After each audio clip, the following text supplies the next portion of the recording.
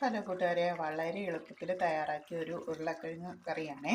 നമ്മുടെ ചപ്പാത്തിക്കും പൂരിക്കും അപ്പത്തിനും ദോശയ്ക്കും വരെ നമുക്ക് ഈ ഉരുളക്കിഴങ്ങ് കറി നമുക്ക് തയ്യാറാക്കാം. നമ്മൾ കറിയൊക്കെ ഉണ്ടാക്കാൻ മടി പിടിച്ച് ചില ദിവസങ്ങളിലൊക്കെ ഇരിക്കാറില്ല. ചില സമയത്തൊക്കെ നമുക്ക് ഭയങ്കര മടിയാവും എന്തെങ്കിലുമൊക്കെ ഉണ്ടാക്കുക. അപ്പോൾ എന്തെങ്കിലും ചെയ്യണമല്ലോ എന്ന് ഓർത്തിരിക്കുന്ന സമയത്ത് നമുക്ക് ചെയ്യാൻ പറ്റിയ 5 മിനിറ്റ് കൊണ്ട് ചെയ്യാൻ പറ്റിയൊരു കറിയാണ്.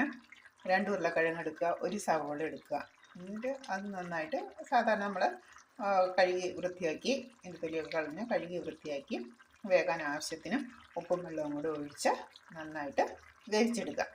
അത് നന്നായിട്ട് വെന്ത് വരുമ്പോഴേക്കും നമ്മളൊരു ചട്ടിയിൽ കടുക് താളിച്ച് ഒരു അര സ്പൂൺ, നമ്മൾ കുറച്ച് അളവ് എടുത്തിട്ടുള്ളെങ്കിൽ അതിൽ ഞാൻ 2 എണ്ണം എടുത്തിട്ടോ, 2 ഉരുളക്കിഴങ്ങും ചെറിയൊരു സവോളയായിരുന്നു. അപ്പം അര സ്പൂൺ മല്ലിപ്പൊടി, അര സ്പൂൺ മുളക് പൊടി, പിന്നീട് ഒരു അര സ്പൂൺ ചിക്കൻ മസാലയാണ്.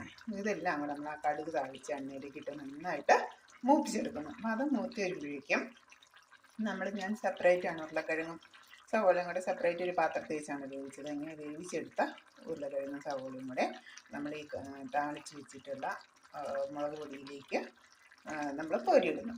ഇത് നന്നായിട്ടൊന്ന് തിളച്ച് ഇതുപോലെ വെള്ളമൊക്കെ ഒന്ന് കുറുകി വരുമ്പോഴത്തേക്കും ഈ കറി നമുക്ക് ചോറിൻ്റെ കൂടെ ഉപയോഗിക്കാം. ചോറിൻ്റെ കൂടെ, ചപ്പാത്തിയുടെ കൂടെ, പൂരി, അപ്പം, ദോശ എല്ലാത്തിൻ്റെയും കൂടെ എടുക്കാം. നമുക്ക് വളരെ പെട്ടെന്ന് ചെയ്യാനും പറ്റും. നമ്മൾക്ക് മടി പിടിച്ചിരിക്കുകയാണെങ്കിലും കറിയൊന്നുമില്ലല്ലോ എന്നൊക്കെ വിഷമിക്കേണ്ട ആയിട്ട് വരുന്നില്ല. സമയം കൊണ്ട് നിമിഷം കൊണ്ട് തയ്യാറാക്കിയ ഒരു കറിയാണ്. പിന്നെ എനിക്ക് ഈ ഉരുളക്കിഴങ്ങ് കറിയും ചപ്പാത്തിയാണ് ബ്രേക്ക്ഫാസ്റ്റ് ആക്കിയത്. എടുത്ത് വീഡിയോ ഇട്ട് അടുത്ത ദിവസം ഓക്കെ.